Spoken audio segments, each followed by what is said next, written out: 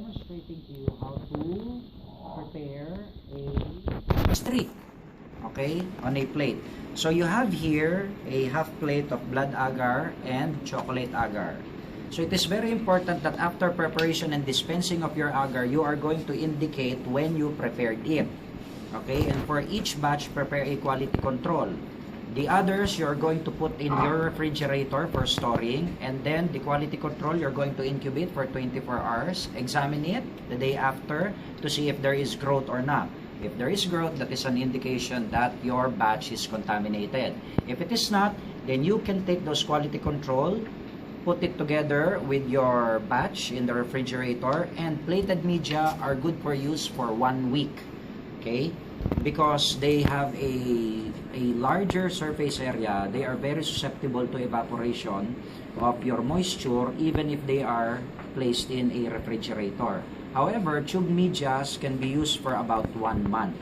Okay, but after that, it is not recommended for them to be used already because they may lack adequate moisture to support the growth of organisms. So if you're going to take a closer look, okay, at your plate, you have there a moisture on the surface. Okay, so sometimes those moistures would be disrupting the streak area that you have made. So plates after solidification of agar are always placed inverted, okay, in the refrigerator. Also, in storing in an incubator, after it has been streaked, it is also placed upside down. Make sure that you use adequate or proper marking materials. So, permanent ink on the area on which you have placed your organism. So, I would be demonstrating now streaking technique for half plates. This is the methodology that is usually employed in hospitals. Now, there are many different ways to streak, but the best way to streak, okay, is hold. So, you're preparing for aseptic technique of streaking. So your inoculating loop now is red hot, and then you're going to sterilize the shaft. So let it cool for a while. So is it proper that you're going to streak? You're going to open it like this, and then you're going to streak. So how are you going to do it? The proper way and recommended way to do it is hold it in one hand and do it like that, and shut up. But if you have a mask, then it's alright. Okay. So avoid contamination of your plated media. Avoid talking, okay? Especially if you do not have a mask.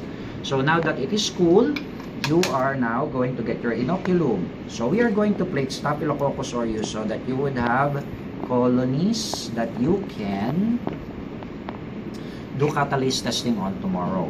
Okay?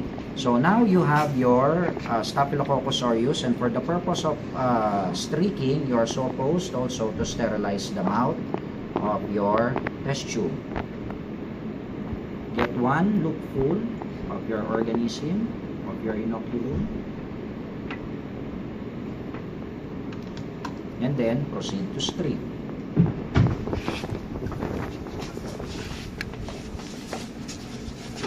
Spread your inoculum a little bit.